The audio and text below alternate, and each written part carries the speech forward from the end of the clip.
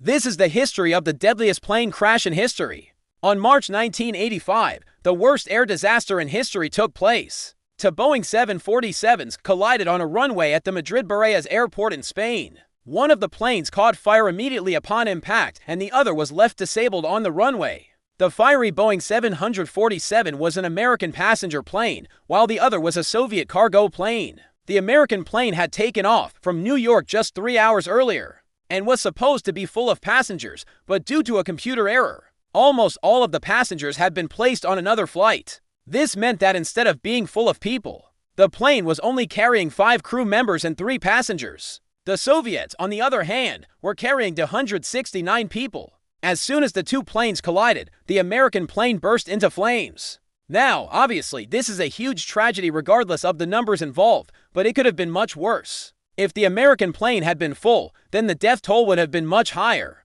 It is believed that the reason for the accident was that the American plane was too low when it began its descent into Madrid. But despite this, both pilots and air traffic controllers reported seeing the other plane on their radar. So why didn't they take action to avoid a collision?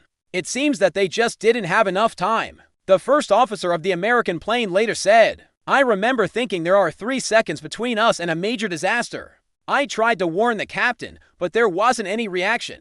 He was completely focused on getting the plane on the ground, and then just like that, everything went black." Now, we don't know exactly what happened in those final moments, but this was probably because both pilots had become overwhelmed by the sheer amount of information coming at them, with planes landing and taking off every day. Air traffic can get very busy. Pilots are constantly receiving alerts from air traffic control, telling them to change their altitude or their speed or their course. In normal circumstances, this wouldn't be a problem. But these pilots were dealing with more than just routine traffic. When the pilots of the American plane received their descent clearance, they were told to be aware of traffic. In other words, they needed to keep an eye out for the Soviet cargo plane. On top of this, they were also dealing with their own pre-landing checklist, which takes priority over monitoring the radar. The checklist ensures that all of the systems on the plane are functioning correctly and that the pilots are prepared for landing. All of this information, combined with the stress of landing such a large plane,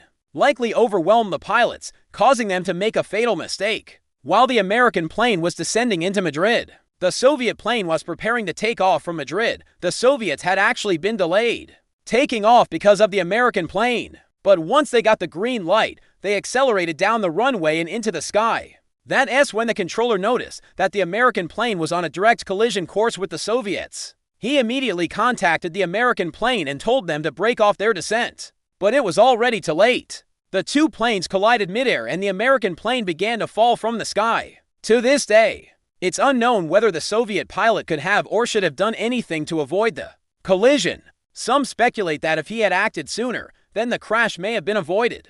But it's impossible to say for sure. After the collision, the American plane plummeted to the ground and slid across the runway. It eventually came to a stop about 1,000 feet from the point of impact. The entire plane was engulfed in flames and there was no way for anyone to survive that.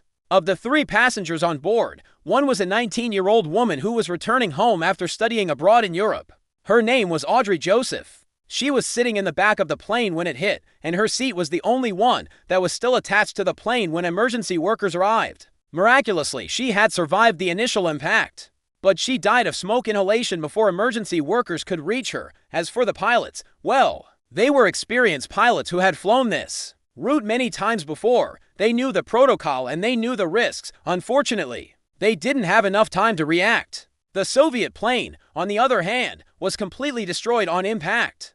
It broke into 3 pieces and burst into flames. All 269 people on board were killed. Most of the people on the plane were Soviet citizens, but there were also 20 West Germans and 1 Spaniard. Out of the 269 victims, only 139 could be identified. The crash is widely regarded as one of the most preventable disasters in aviation history.